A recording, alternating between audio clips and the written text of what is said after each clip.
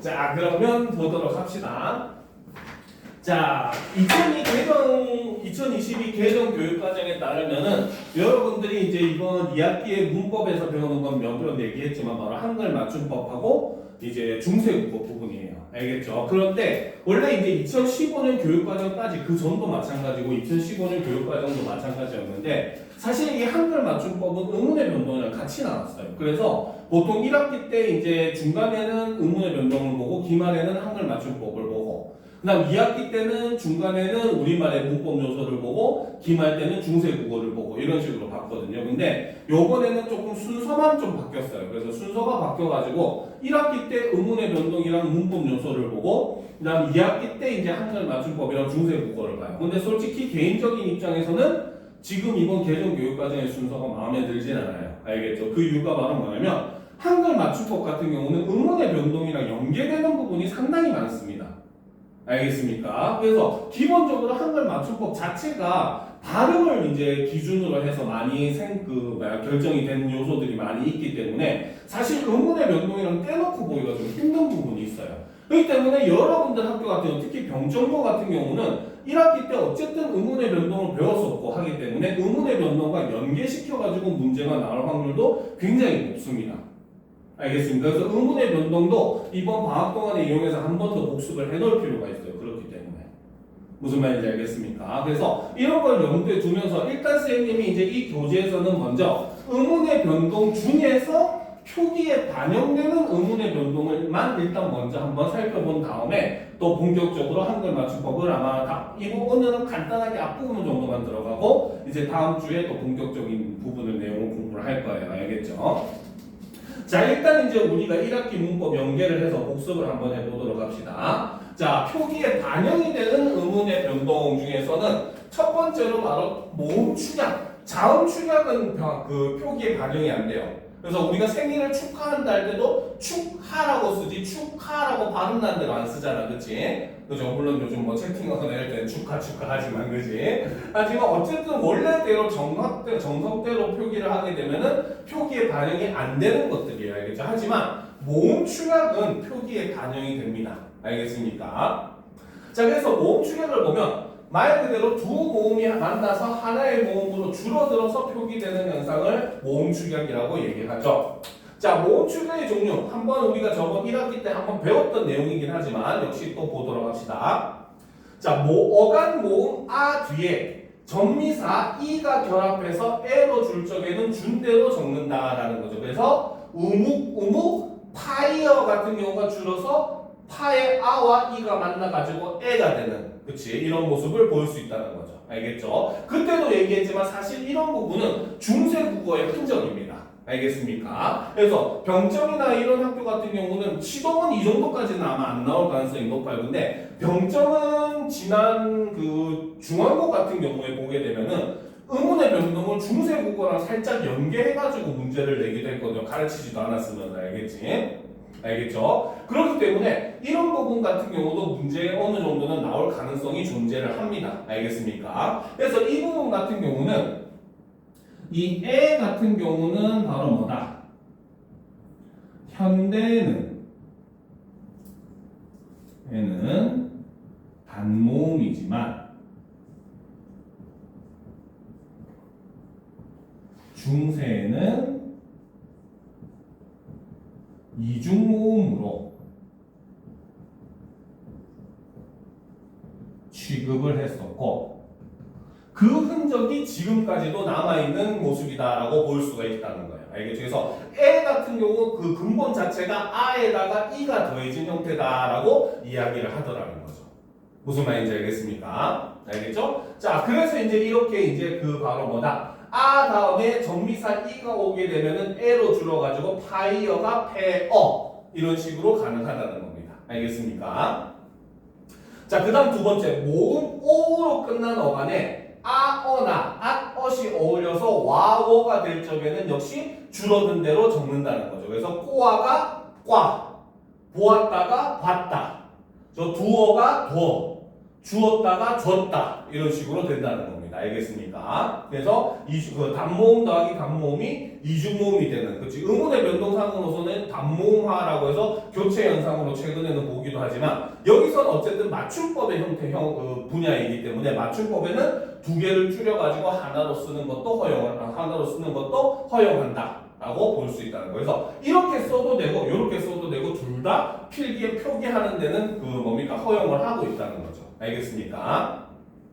자, 그 다음에 노아가 놔로 줄 적에는 준대로 적는다라고 돼 있어요. 그렇죠? 요거는 근데 그 과정을 조금 알아둘 필요가 있습니다. 알겠습니까?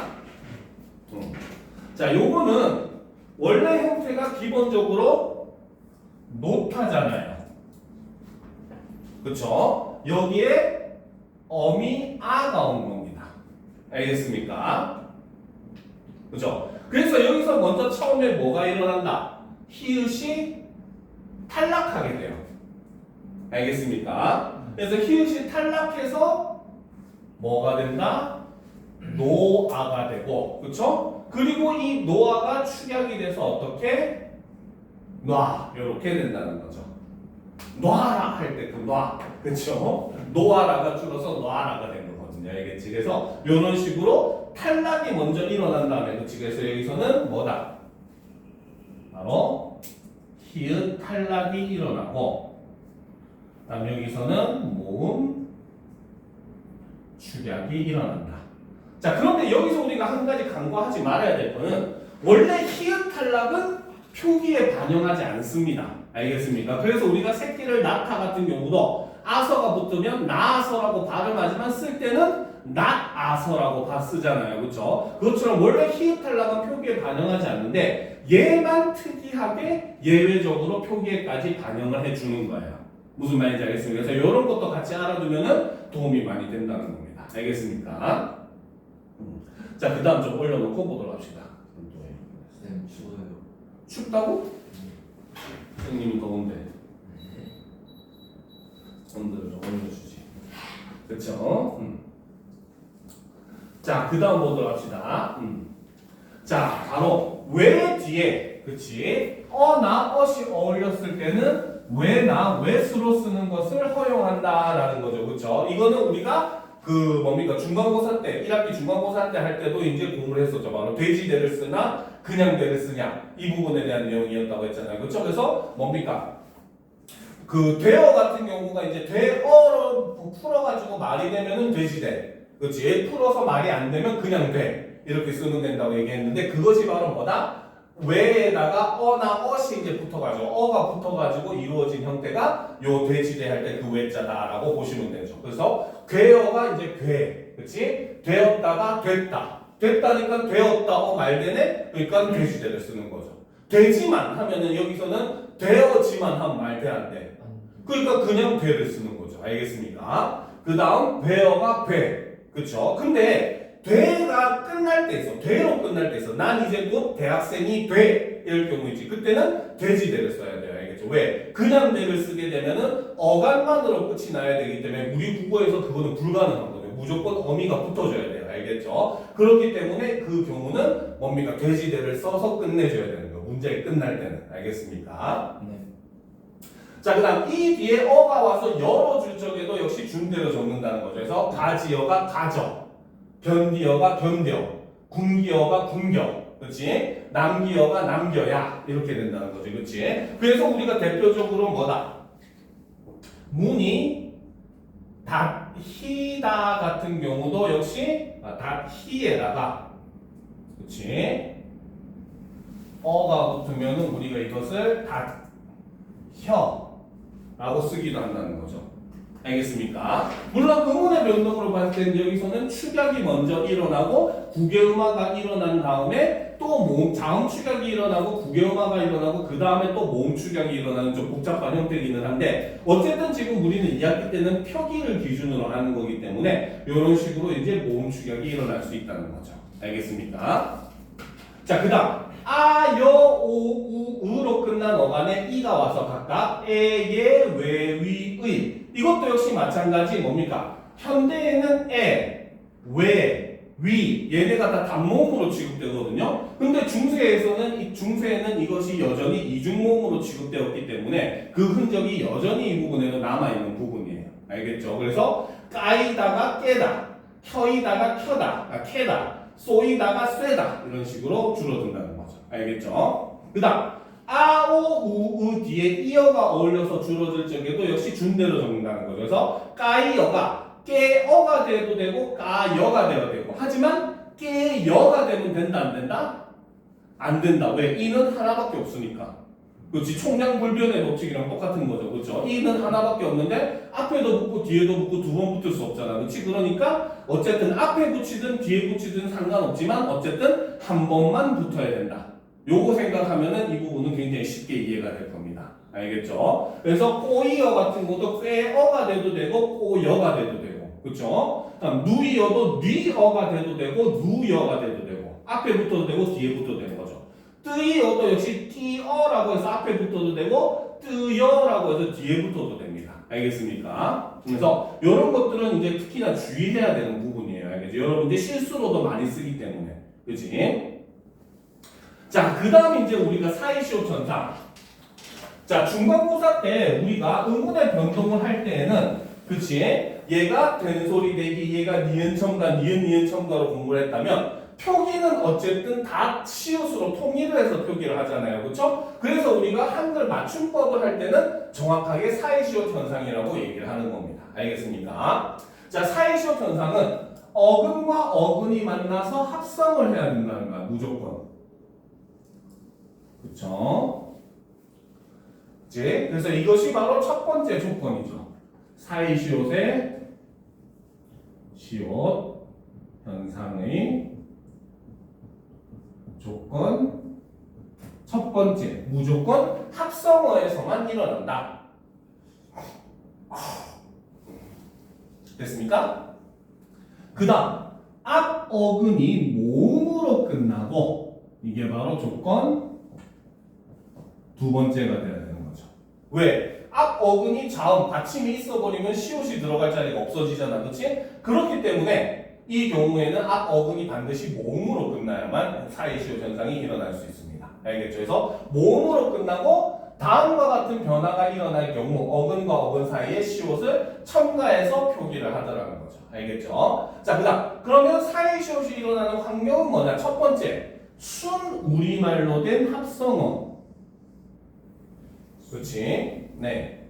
순 우리말로 된 합성어라고 하는 것은 뭐다? 바로 고유어 더하기 고유어의 형태라는 거죠.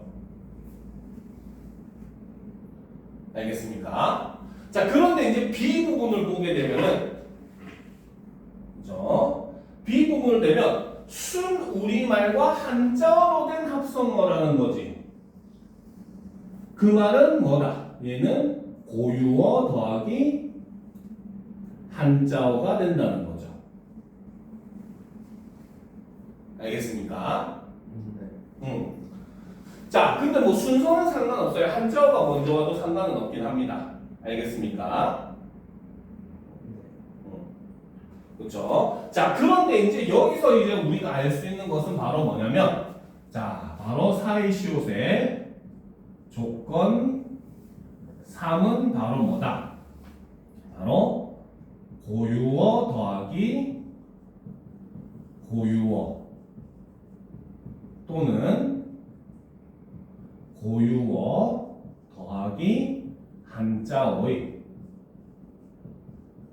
합성어여야 한다는 거죠.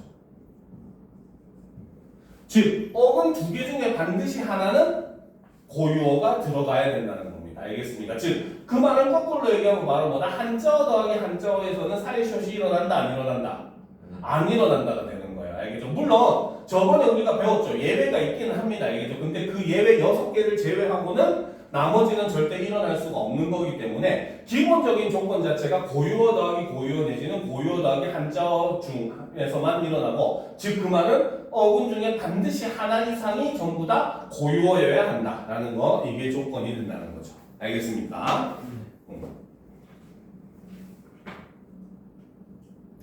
됐습니까?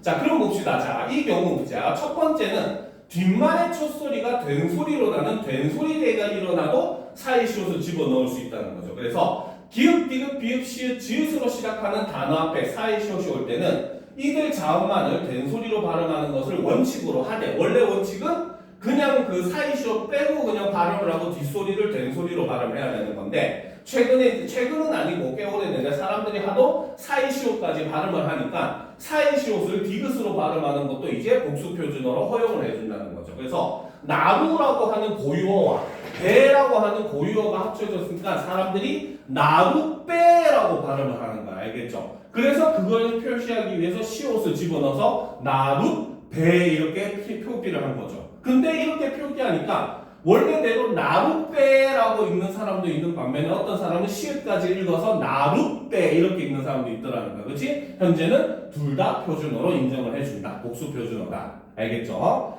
고래와 재가 합쳐졌을 때도 역시 고래째. 이거는 이제 시옷을 집어넣어서 고래째 이렇게 되는 거죠. 알겠죠? 그 다음 귓밥도 역시 귀와 밥이 합쳐져서 귀밥 이렇게 발음이 되는 거고, 그래서 지금 뒤에 소리가 된 소리로 날 때 우리는 사이시옷을 집어넣는다는 겁니다. 무슨 말인지 알겠습니까? 네. 자, 그 다음 이제 두 번째 보도록 합시다. 자, 뒷말의 첫 소리 니은 리음 앞에서 니은 소리가 덧나는 거, 즉 첨가되는 거죠. 그래서 우리가 의문의 변동을 할 때는 이것을 니은 첨가로 얘기했었습니다. 그렇죠? 자, 여기서 보면 코와 날이 합쳐졌는데 발음이 콧날이 되죠. 요거는 지우세요.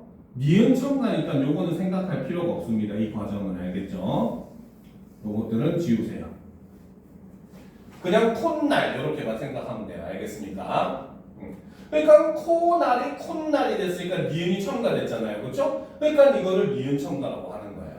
알겠죠? 배와 머리가 합쳐졌을 때도 역시 뱃머리라고 해서 니은이 첨가돼서 발음이 되잖아요. 그렇죠? 그래서 이것을 우리 시옷을 집어넣어서 뱃머리라고 쓰고 바로 니은 첨가가 일어나는 모습이고, 쓸 때는 시옷을 첨가해서 쓴다라고 보시면 되는 거죠. 그 다음 뒷말의 첫 소리 모음 앞에서 니은 소리가 덧나는 경우도 있죠. 그래서 베개와 이시 합쳐졌는데 베갯닙 이렇게 되는 거야. 그렇지? 니은이 첨가가 되는 경우. 깨와 잎이 합쳐졌는데 삼겹살 싸 먹을 때 맛있죠. 깨와 잎이 합쳐졌는데 우리는 발음을 깨잎이 아니라 깻잎 이렇게 발음하잖아요. 그래서 역시 니은이 첨가가 되고 있죠. 그렇지? 나무와 잎이 합쳐졌을 때도 역시 나무잎이 아니라 나뭇잎 이렇게 하잖아요. 그렇지? 역시 니은이 첨가되는 겁니다. 알겠죠? 고유어 더하기 한자의 경우도 똑같아요. 사실 같은 거의 반복입니다. 그냥 여기서 이제 고유어가 쓰였냐 한자어가 쓰였냐 이런 걸 나타내는데, 솔직하게 얘기를 하면 이 부분 어렵게 나오면은 이 단어가 고유어인지 한자어인지 구분하는 문제도 나올 수 있어요. 알겠습니까? 그러니까 조금 많은 단어를 여러분들이 받을 필요가 있습니다. 사실 무슨 말인지 알겠죠? 오케이? 네. 그래서 어휘력 테스트를 봐야 되는데 그치? 어휘력 테스트 봅시다. 그게 나을 것 같아. 아무리 봐도. 이제 그것도 단어 시험으로 보는 거예요? 당연하죠. 당연한 거죠. 알겠습니까? 자, 그래서 이 경우도 똑같아요. 그래서 뒷말의 첫 소리가 된 소리가 나는 거, 귀라고 하는 고유어와 병이라고 하는 한자가 합쳐졌을 때 귀병 이렇게 소리 나는 거. 그렇지? 병. 우리가 그 아픔을 나타내는 병이라는 건 한자어입니다. 알겠죠? 그다음 차와 잔이 합쳐져요. 차는 이제 한자어입니다. 알겠습니까? 우리 차 보면 한자로 이렇게 적혀 있잖아. 그렇지? 차는 한자어죠. 탯줄도 역시 태와 줄이 합쳐졌죠. 태도 한자어입니다. 알겠습니까? 그다음 뒷말의 첫 소리 니은 앞에서 니은 소리가 덧나는 건 똑같죠. 제사라고 하는 한자어에 날이라고 하는 말이 붙어서 제삿날. 그렇죠? 너 오늘 제삿날. 그렇지? 그렇죠? 그다음 태와 마루가 합쳐졌을 때 우리는 이것을 텐마루 이렇게 얘기하는 거. 그렇지? 자, 그 다음 뒷말의 첫 소리 모음 앞에서 니은 소리가 덧나는 거. 가웬일 같은 경우도 가외와 일이 합쳐졌을 때 가웬일이 되는 거죠. 그죠? 그 다음 후일. 뒤에 이 뒷일을 이제 우리는 훈일 이렇게 발음합니다. 그죠? 그래서 니은이 첨가되는 거죠. 알겠습니까? 오케이? 어렵죠. 근데 이거는 어쩔 수가 없어요. 그러니까 이거는 사실 뭐 의문의 변동할 때도 똑같고 얘도 똑같고 모든 우리가 문법은 똑같습니다. 이론은 이렇게 일단 공부를 한 다음에 문제를 많이 풀어봐야 돼요. 알겠습니까? 근데 그렇다고 해서 이론을 등한시할 수 없어요. 이론이 바탕이 돼야 문제도 풀 수 있는 거기 때문에. 무슨 말인지 알겠습니다. 그래서 일단은 이론 부분을 들어서도 이해가 안 되는 부분이 있을 경우에는 일단은 들어놓고 문제를 보면은 이제 그게 또 이해가 되는 경우들도 굉장히 많아요. 알겠죠? 그래서 문제를 더 많이 풀어보는 필요도 있다는 거예요. 그리고 처음에 문제 풀 때는 이렇게 정리된 이론서를 찾아보면서 풀어보는 것도 나쁘지 않아요. 알겠습니까? 그래서 한두 번 정도는 그렇게 풀어보고 그 다음부터는 가능하면 이론을 머릿속에 넣은 다음에 이제 그 문제를 좀 많이 풀어보는 이론서 없이 문제를 풀어보는 연습을 해야 되는 거예요. 알겠죠? 네. 자, 그 다음 이건 이제 예외로 인정을 하는 거죠. 그래서 두 음절로 된 다음 한자어는 다음의 경우를 제외한 다른 두 글자의 한자 사이에는 사이시옷을 붙이지 않는데 얘네만 특별히 붙인다는 겁니다. 알겠죠? 그래서 대표적으로 곡간, 색방, 숫자, 작간, 객간, 횟수 요거는 외워둬야 돼요. 알겠습니까? 요 부분에서 제일 문제가 많이 모의고사에도 그렇고 많이 나왔던 문제 유형이 바로 뭐냐면 아까 있었던 요거 빼놓고 사시오 천상에 대한 설명을 보기에다 집어넣는 거야. 알겠지? 그러면 이제 뭡니까? 다음 보기에서 설명한 이론으로 설명할 수 없는 단어를 고르시오 해가지고 보기 중에 하나, 얘네들 중에 하나를 집어넣는 거야. 똑같이 사이시옷이 들어갔지만 얘네는 한자어 더하기 한자어니까 여기까지로는 설명할 수 없는 거잖아. 그치? 예외니까. 그치? 그러니까 요것 중에 하나를 찾는 문제가 굉장히 많이 나왔었어요. 예전에 한때 유행처럼 굉장히 많이 나왔었어. 알겠지? 그러니까 이런 부분은 그 예외는 꼭 반드시 외워줄 필요가 있습니다. 알겠습니까? 자, 그 다음 탈락 같은 경우는 자음 탈락, 모음 탈락 모두가 이제 표기에 반영이 돼요. 단 아까 얘기했듯 히읗 탈락만 표기에 반영되지 않습니다. 알겠습니까? 자, 그럼 보답시다. 자음 탈락은 먼저 개념을 보면 낱말이 발음될 때 자음 하나가 발음되지 않는 현상을 우리는 자음 탈락이라고 하죠. 동음 탈락은 볼 필요 없어요. 자음에서 동음 탈락은. 모음의 동음 탈락은 굉장히 중요한데 자음의 동음 탈락은 중요하지 않습니다. 알겠죠? 자음에서도 같은 자음이 연달아 발음될 때 하나의 자음이 발음되지 않는 현상이 있더라는 거죠. 한자어로 하면 원래는 갓난인데 우리는 가난이라고 하잖아. 그치? 니은이 반복이 되니까 하나를 탈락시켜고 가난 이렇게 한다는 거죠. 그 다음에 목과도 역시 뭡니까? 기읍이 반복되니까 하나를 지어서 모과라고 한다는 거. 알겠지? 그래서 요거는 그냥 간단하게만 살펴보고 이런 것도 있구나 살펴보고 시읒을 보도록 합시다. 시읒 탈락. 자, 다음과 같은 용언들은 어미가 바뀔 경우에 그 어간이나 어미가 원칙에서 벗어나면 벗어난 대로 적는다라는 거지. 그치? 그래서 어간 끝에 시읒이 줄어들 적이라고 돼 있어요. 이거는 정확하게 얘기하면 바로 뭐냐면 자, 시읒으로 끝나는 어간의 모음으로 시작하는 어미가 붙는 경우에 발생을 하게 됩니다.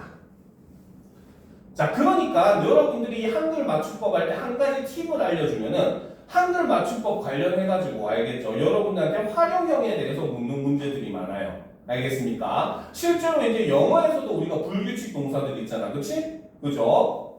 예를 들어서 보통 일반적인 동사는 과거를 나타낼 때 ed를 붙이는데, 그치? 여러분들은 바이킹한테 고마워해야 돼요.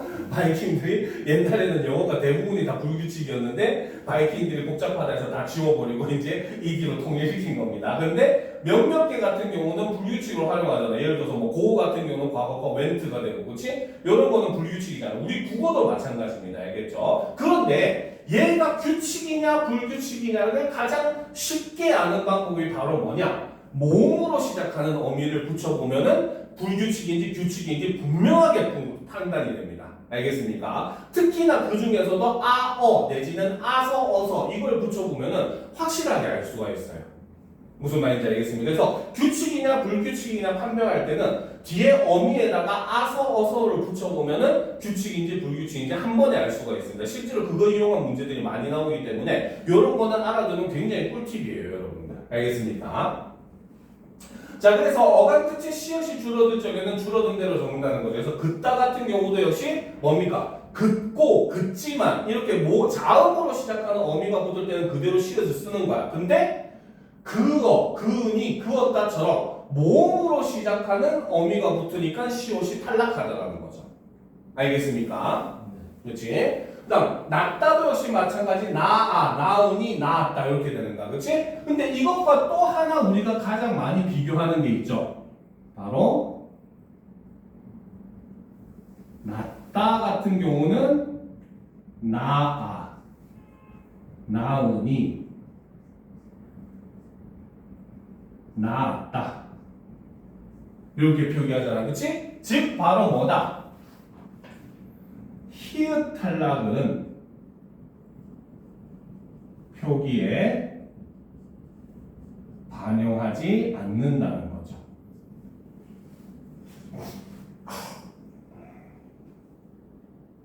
알겠습니까? 그러니까 이제 뭡니까? 병이 낫다 할 때 낫다와 새끼를 낳다 할 때 낫다 두 개를 비교하는 문제도 생각보다 모의고사에 많이 나왔었어요. 알겠습니까? 그래서 얘는 불규칙적으로 활용을 하는데 시옷이 탈락된 형태를 표기에 반영을 하고, 그렇지? 얘는 이제 그 뭡니까? 규칙적으로 얘도 히읗이 탈락하는 발음은 두 개가 똑같단 말이야, 그렇지? 그래서 발음은 똑같지만 얘는 표기에 반영을 하지 않는 그런 차이점이 있는 걸 묻는 문제가 예전에 굉장히 몇 번 자주 나왔었습니다. 알겠습니까? 그래서 이런 거는 반드시 알아둘 필요가 있어요. 알겠죠? 그래서 히읗 탈락은 표기에 반영하지 않는다. 그렇죠. 그래서 이거는 특히나 시험 문제에 많이 나왔던 이유 중에 하나가 뭐냐면 예전에 우스갯소리로 인터넷에 이런 게 있잖아. 빨리 낳으세요 할 때 히읗을 붙여가지고 밑에 답글로 뭐 그래서 낳기는 새끼를 아들을 낳냐 이렇게 막 해놓고 하잖아. 그렇지? 네. 그게 이제 한참 약간 밈으로서 유행을 했을 때 그거 관련해가지고 요걸 묻는 문제가 상당히 많이 나왔었어요. 알겠습니까? 자, 그 다음 리을 탈락 같은 경우도 역시 마찬가지죠. 끝소리가 리을인 말과 딴 말이 어울릴 적에 리을 소리가 나지 아니하는 것은 나지 않는 대로 적는다라는 거죠. 그래서 매달 할 때 달다리, 그치? 이상한 거 상상하면 안 돼. 절대 이거를 적으면 다다리 이렇게 표현을 하는 거죠. 알겠죠? 그다음 말과 소가 합쳐졌는데 마소, 그치? 딸과 님이 합쳐졌는데 따님, 아들과 님이 합쳐져도 역시 아드님이라고 합니다. 아들님 아니에요. 바늘과 질이 합쳐졌는데 바느질, 활과 살이 합쳐졌는데 화살, 불과 삽이 합쳐졌는데 부삽. 이런 것들은 좀 외워두면 굉장히 도움이 많이 될 거예요. 알겠습니까? 자, 그래서 우리가 자음 탈락 같은 경우는 그래도 이렇게 정해진 게 있는데 모음 탈락 같은 경우는 이제 사실 굉장히 좀 어려운 부분들이 있죠. 자, 보다 합시다. 모음 탈락은 낱말이 발음될 때 모음 하나가 발음되지 않는 현상을 우리는 모음 탈락이라고 역시 얘기를 합니다. 그렇죠? 자, 종류는 첫 번째 동음 탈락. 자음 탈락에서 동음 탈락은 시험에 안 나오지만 모음 탈락에서 동음 탈락은 시험에 진짜 자주 나와요. 알겠죠? 그래서 같은 모음이 연달아 발음될 때 하나의 모음이 발음되지 않는 현상을 우리가 모음 탈락이라고 얘기를 합니다. 알겠습니까? 자, 특히나 이제 여기서 바로 뭐다? 그렇죠? 어간의 끝이 모음 아인 경우, 그렇죠? 어미 아 내지는 아서를 만나면 아가 하나 탈락을 하더라는 거죠. 알겠습니까?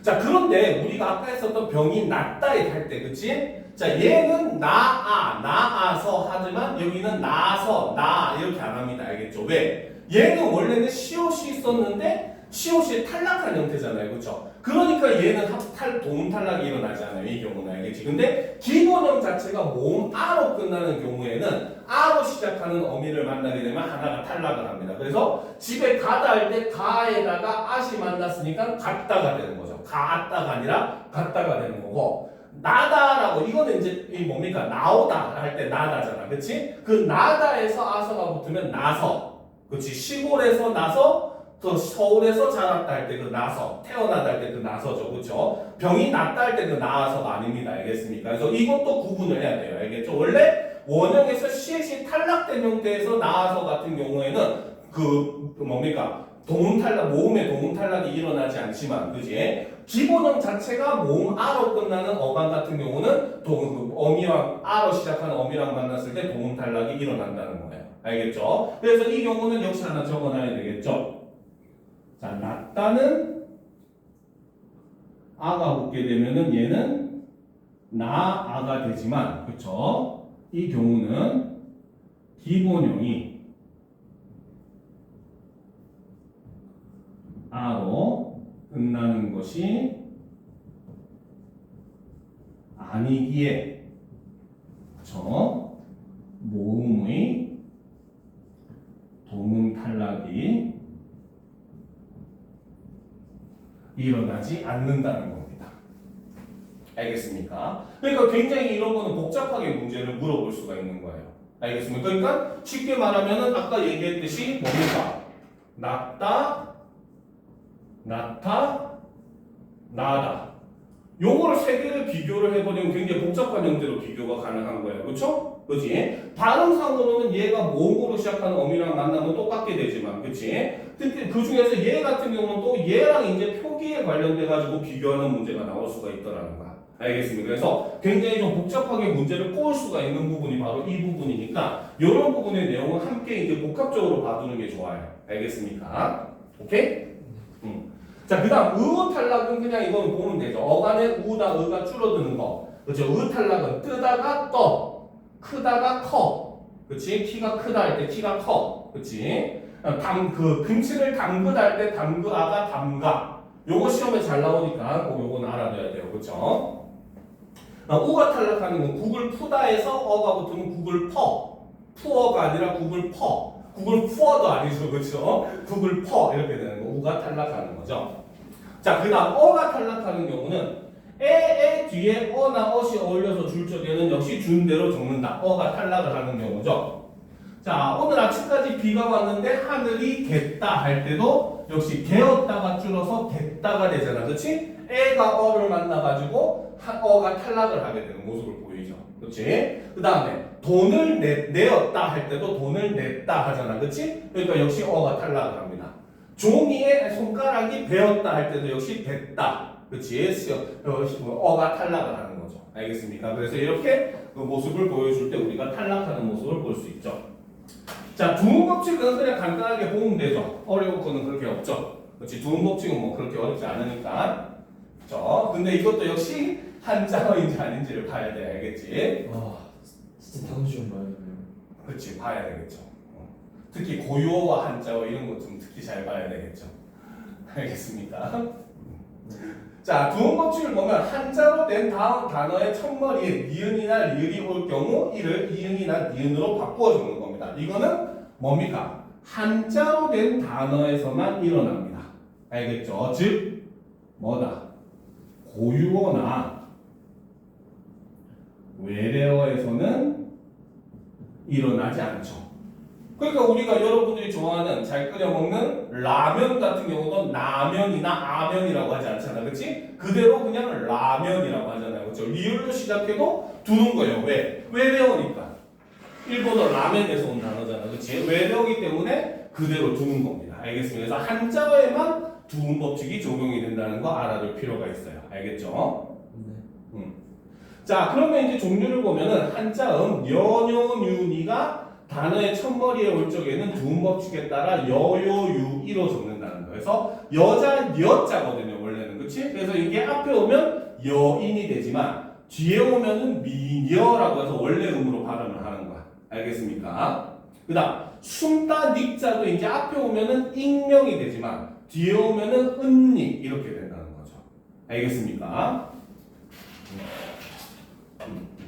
자, 그 다음 한자음 야려, 내려, 유리. 그렇지? 얘네가 단어의 첫머리에 올 적에는 역시 두음 법칙에 따라서 야여, 예요, 유이. 그래서 얘도 리을이 탈락하는 모습이에요. 앞에 것도 니은이 탈락했었죠. 그렇죠? 그래서 보면 좋다, 량자 같은 경우는 앞에 오면 양심, 뒤에 오면은 우량 이렇게 되는 거죠. 그 다음에 용자도 앞에 오면 용궁, 근데 뒤에 오면은 뇌룡 이렇게 되잖아. 그렇지? 그 다음 한자음 라레, 로레, 루레, 르 얘가 단의 첫머리에 올 적에는 두음법칙에 따라서 나네, 노네, 누누 얘는 리을이 니은으로 교체되는 현상입니다. 알겠죠? 그렇죠? 그래서 여기 보면 즐기다 락 그렇죠? 락자가 앞에 오면 낙원상가 하잖아. 그렇지? 근데 뒤에 오면은 쾌락 그대로 락으로 발음되죠. 그렇지? 그다음 오다 레자도 앞에 오면 내일. 그렇지? 근데 뒤에 오면은 미래 이렇게 되는 거죠. 그래서 두음법칙은 한자어에만 적용되는 거고 그것도 단어의 첫머리에 올 때만 적용이 됩니다. 알겠습니까? 둘째 이하의 음절에서는 적용이 안 돼요. 알겠죠? 자, 여기까지가 이제 우리가 1학기 때 배웠던 내용입니다. 알겠습니까? 그러면 진짜 이제 본격적으로 한글 맞춤법에 대해서 한 번 더 보도록 합시다. 알겠습니까? 자, 한글 맞춤법 제1장의 총칙, 한글 맞춤법은 소리대로 적되 어법에 맞도록 함을 원칙으로 합니다. 알겠습니까? 자, 여기서 이제 우리가 학생들이 많이 생각보다 어려워하는 게 바로 요 소리대로 적는다라는 말과 어법에 맞도록 한다라는 말. 사실 이 두 개의 의미는 완전히 상반되는 뜻이에요. 알겠습니까? 소리대로 적는다는 건 뭐야? 발음 나는 대로 그냥 쓴다는 겁니다. 그러면 우리가 어떻게 해야 돼? 의문의 변동을 전부 다 집어넣어야 되는 거죠. 알겠습니까? 근데 어법에 맞도록 한다는 건 뭐다?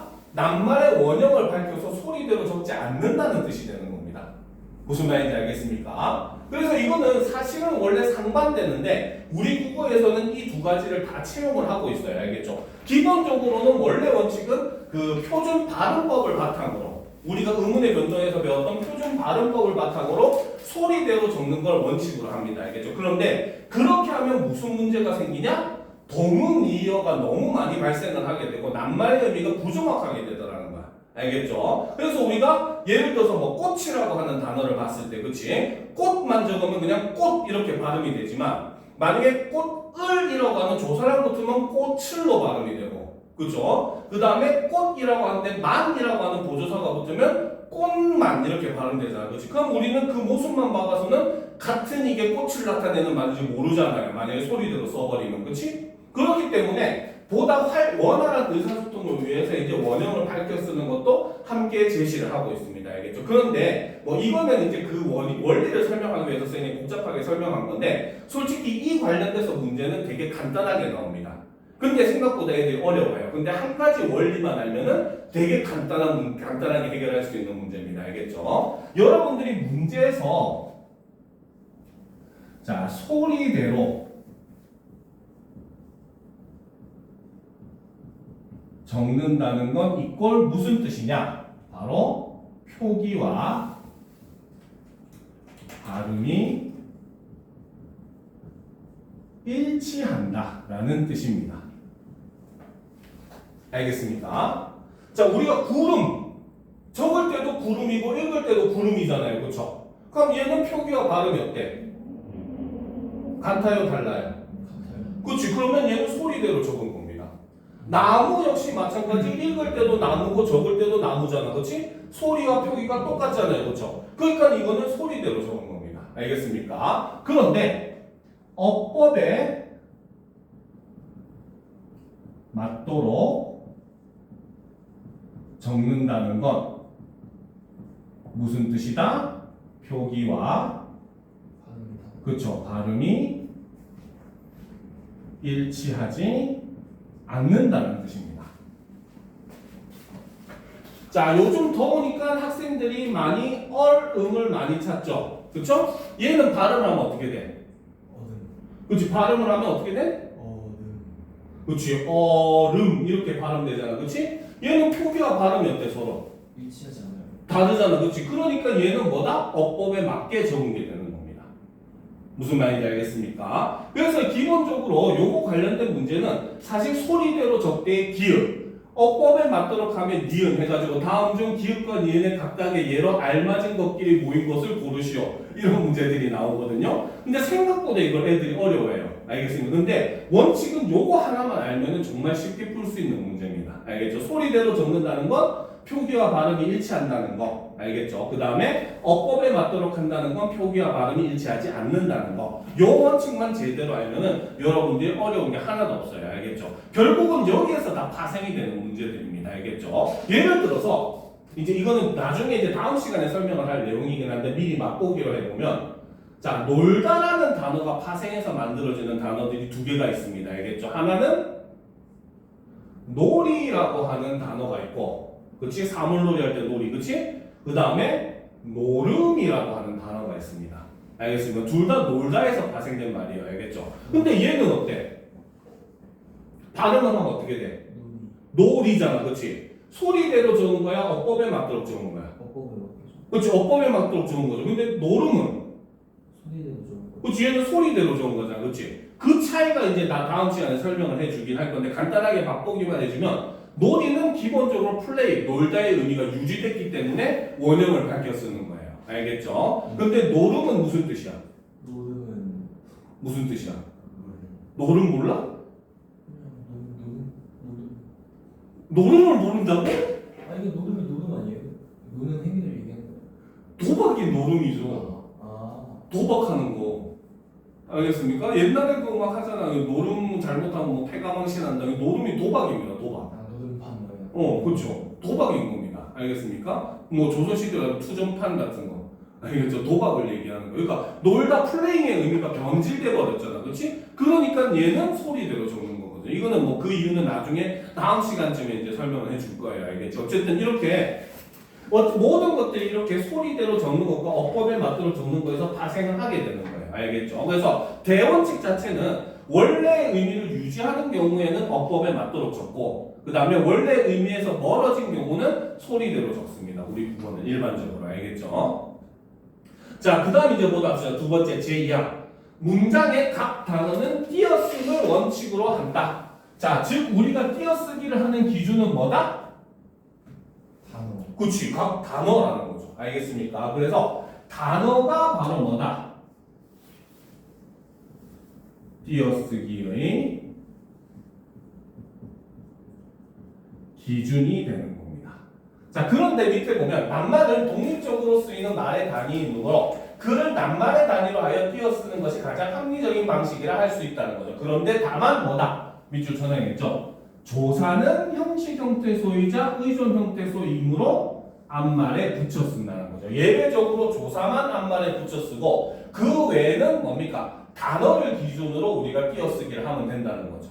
무슨 말인지 알겠습니까? 그러니까 예를 들어서 뭐 우리가 새 책 할 때 새 같은 경우는 뭡니까? 관형사기 때문에 그 단어 하나를 해가지고 새 띄우고 책이라고 하는 명사는 이제 띄어가지고 쓰는 거 알겠지? 근데 만약에 새 책을이라고 하면 을은 조사니까 붙여 쓰는 거죠. 알겠습니까? 그래서 기본적으로 원칙은 단어를 기준으로 띄어 쓰는 게 원칙이다 라는 겁니다. 알겠습니까? 다만 조사만 예외다.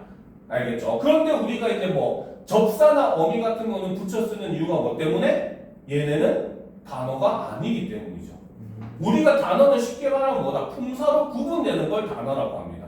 이거는 하나 적어놔야 되겠네. 그러면 우리 국어에서 단어라고 하는 것은 이꼴 뭐다? 구품사로 분류가 가능한 것들을 우리는 단어, 낱말이라고 하는 겁니다. 품사로 분류가 불가능하면 낱말이라고 하지 않아요. 알겠죠? 그러니까 아까 얘기했던 접사와 어미는 낱말로 분류하지 않습니다. 그래서 예를 들어서 내가 뭡니까? 집에 갔습니다 라고 했을 때 얘를 형태소로 분류를 하면은 뭐다? 가다의 과거 시제 선어말 어미 at 그 다음에 존경의 높이 상대 높임에 씁니다 이렇게 붙이잖아요. 그렇죠? 근데 뭐다? 단어로 따질 때는 갔습니다 그냥 한 개 단어예요. 왜? 뒤에 at 씁니다는 어미니까 낱말로 구분하지 않잖아요. 그렇죠? 그러니까 얘는 가다만 기준을 해가지고 그냥 한 개 단어로 취급하면 되는 겁니다. 알겠습니까? 네. 그래서 어미와 접사는 낱말로 인정하지 않고 조사는 품사 중에 있기 때문에 낱말로 인정하지만 유일하게 예외적으로 붙여 쓴다는 거죠. 알겠습니까? 자, 그래서 조사에 대해서 설명을 하는데 중요한 거는 사실 그 밑에 있죠. 여러분들이 이 띄어쓰기 할 때 제일 어려워하는 게 바로 의존 명사. 그렇지? 의존 명사는 여러분들 반드시 알아둬야 됩니다. 이거는 품사가 명사이기 때문에 의존 명사는 품사가 명사이므로 반드시 앞말과 띄었어야 됩니다. 붙였으면 안 돼요. 알겠습니까? 근데 여기서 요거는 지웁시다. 요거는 굳이 여러분들 생각할 필요가 없으니까 요거는 지웁시다. 알겠죠? 그래서 이런 의존 명사들은 반드시 띄었어야 된다는 거 여러분들 유념을 해줘야 돼요. 결국 띄어쓰기 문제는 의존 명사에서 갈리는 경우가 많아요. 알겠습니까? 그래서 의존 명사에 대해서는 반드시 여러분들 꼭 제대로 이해를 하고 넘어가야 됩니다. 알겠죠? 오케이? 자, 그 다음 이제 요거. 자, 이거. 의존 명사일까, 조사일까? 즉, 얘는 바로 뭐다? 품사 통용에 관한 문제입니다. 품사 통용이라고 하는 게 바로 뭐냐면은 어떤 단어가 형태도 똑같아.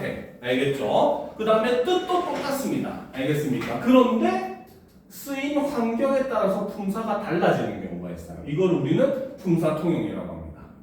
알겠습니까? 예전에 한번 여러분들 중간고사 준비할 때 선생님 그런 얘기 한 적이 있어. 있다 같은 경우 문법 요소할 때 얘기했잖아. 그치? 있다 같은 경우는 주어가 의지를 가질 수 있는 존재면은 동사로서 이제 머물다의 의미가 되는데 주어가 의지를 가질 수 없는 사물인 경우에는 뭡니까? 존재하다라고 하는 형용사로 본다고. 그치? 이 경우가 바로 품사 통용의 대표적인 예라고 볼 수 있는 거예요. 똑같은 있다고 의미도 같지만 뭐다? 앞에 주어의 성격에 따라서 동사가 되기도 하고 형용사가 되기도 한다는 거죠. 자, 그래서 그 중에 이제 가장 대표적인 게 여러분들 많이 헷갈리는 게 바로 만큼하고 뿐이라고 하는 단어가 있습니다. 알겠죠? 자, 예문을 봅시다. 네가 음식을 먹은 만큼만 계산을 해야 된다. 여기서 만큼은 앞말과 어떻게 썼습니까? 앞에 말과 만큼은 어떻게 썼어? 띄었어, 붙였어? 기억이. 먹은 만큼. 그렇지. 띄었어요. 띄었죠. 기억은 의존 명사로 쓰인 겁니다. 알겠죠? 근데 두 번째, 철민이도 너만큼 축구를 잘할 수 있어요. 여기서 만큼은 앞말과 어떻게 썼어요? 그렇지. 그래서 이 경우는 조사입니다. 알겠습니까? 뿐도 똑같아요. 그는 그저 자신의 일을 묵묵히 하고 있을 뿐이다. 역시 뿐이 여기서는 앞말과 어떻게 썼습니까? 그렇죠. 이때도 의존 명사입니다. 알겠죠? 근데 민호에게는 자신뿐, 다른 사람은 안중에도 없다라고 했을 때 이때 뿐은 앞말과 그렇죠. 이때는 조사입니다. 알겠습니까? 자, 그러면 우리가 어떻게 의존 명사나 조사냐를 구분할 수 있는가를 알아야 되겠죠. 그렇죠? 간단하게 정리를 하면은 자, 바로 자, 용언의 관형사형. 자, 중간고사 할 때 배웠죠? 용언이 관형사형이 되려면 은는 을던이 붙어야 된다고. 그치? 그쵸? 바로 그 관형사형 뒤에 붙는 만큼이나 뿐은 무조건 의존 명사이기 때문에 띄었어야 됩니다. 알겠습니까? 그런데 체언의 뒤에 만큼이나 뿐이 오게 되면은 체언 뒤에는 조사기 때문에 붙였어요. 그러니까 앞말이 용언인지 체언인지만 구분하면은 굉장히 쉽게 이해가 된다는 거죠. 무슨 말인지 알겠습니까? 이해가 되죠, 그렇죠? 자, 그래서 여기까지 우리가 알면은 굉장히 많이 도움이 되고 그 다음 밑에 있는 거는 실제 여러분들 모의고사에 한번 나왔던 문제기는 합니다. 알겠습니까? 그래서 얘는 근데 따로 설명할 필요가 없어요. 그냥 외우는 수밖에 없어요. 알겠죠? 그래서 여기서 보면 니은 띄우고 지잖아, 그렇지? 이 경우 지가 의존 명사라는 뜻이에요. 알겠죠? 근데 니은지 붙였었죠. 이거는 어미라는 뜻이에요. 즉 얘는 의존 명사와 어미를 구분하는 방법에 대해서 묻는 겁니다. 알겠습니까? 그래서 요거는 여러분들 읽고 좀 외우는 수밖에 없어요. 알겠습니까? 알겠죠? 자, 이번 시간 수업은 여기까지 하도록 하겠습니다. 여기까지 중에 질문 있습니까? 없죠? 그러면 또 10분 정도 쉰 다음에 20분부터 또 이어서 이제 독서 수업을 들어가도록 합시다. 알겠습니까?